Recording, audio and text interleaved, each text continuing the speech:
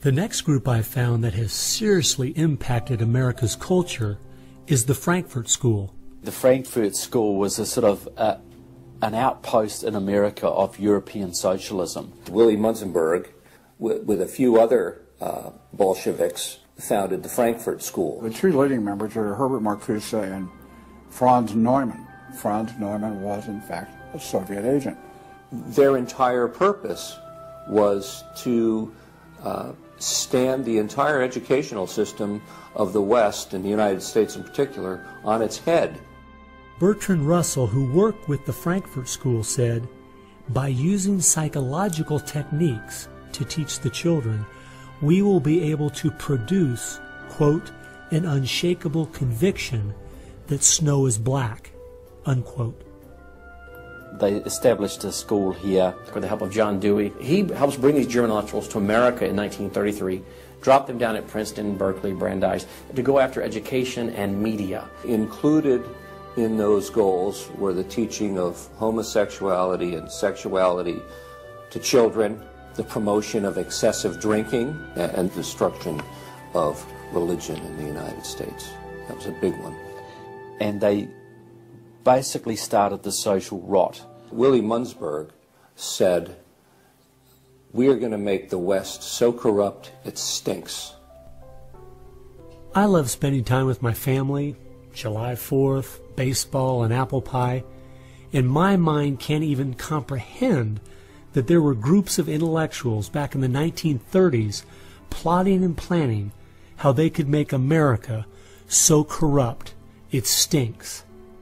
There are certain lines and certain limits, and the left has always pushed it as hard as they can, as far as they can, and will protect any pornographer, any deviant, any negative cultural form they can find, basically to degrade the culture. And that goes right along with the feminism of today, which was part of the Frankfurt School's desire to destroy a patriarchal society for a matriarchal society. In other words, remove the father as the loving provider, discipliner, discipler, leader of his home, where you instill virtues and integrity and modesty. That's been broken down on purpose because they knew if they could destroy the family, they could destroy a nation. And instead of having a father who leads and disciples and protects the home and provides for the family, the government steps in as a nanny state.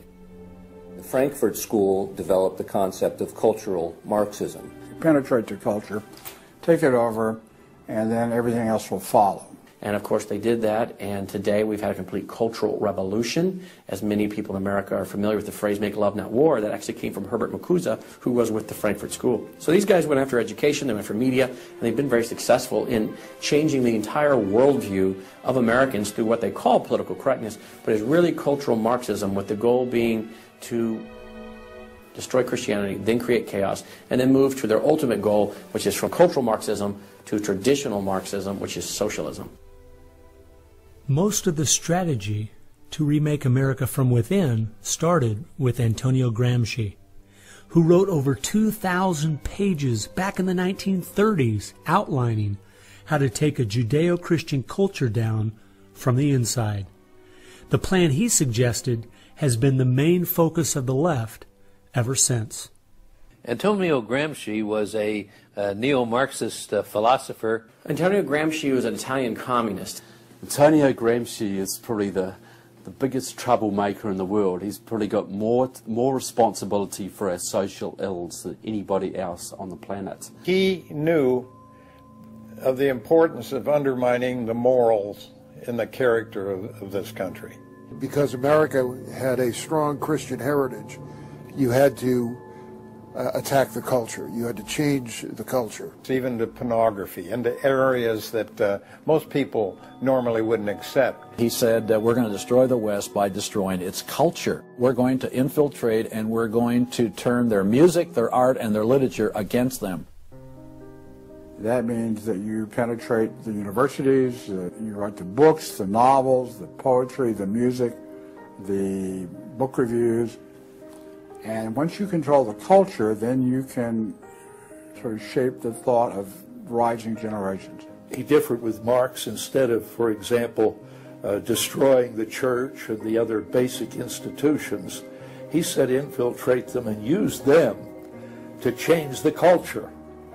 what Gramsci had to say was that this is the way that government is perpetuated and society is perpetuated is through these churches, because they set the standards, they set the framework of the way people live, of rules, how a family should be structured. He didn't want a revolution on the streets that would be overturned by the police the next day. He wanted to change society over the long term so that we'd have a revolution without us even realizing it, basically. And the communists have been very effective in promoting their ideology in Hollywood, in the mass media. And I think he was quite right. I think that's exactly what has happened. I think that's what's worked. I think it's working that way now. And that's where a lot of these people come from. And that's been the big success story of communism in the last 50 years. It's the professors, it's the educationalists, it's the journalists. They are the shock troops, the Gramscian shock troops of the future. And one of Gramsci's all-star disciples, Saul Alinsky, became one of the most influential radicals of the 1960s. Well, Saul Alinsky was a prominent radical in 1930 Chicago. He worked closely with the Communist Party. He used to go down and train at the rifle range with Leon Dupre, who was later a mentor of Barack Obama. And they used to train to shoot because they knew the revolution was just around the corner. But that didn't come, so he got a bit more subtle. Well, Saul Alinsky called for a community organizer to stir things up, to create agitation. In fact, he said, you'll be accused of being an agitator, and that's exactly what you are. He wanted the haves and have-nots fighting with each other. It wasn't until I was watching an old film from World War II that I realized what the left has been doing in America to pit the poor against the rich, blacks against whites, and the young against the old, is the same tactic Hitler used to disunify Germany. You see, they knew that they were not strong enough to conquer a unified country, so they split Germany into small groups. They used prejudice as a practical weapon to cripple the nation. Remember that when you hear this kind of talk. Somebody is going to get something out of it, and it isn't going to be you.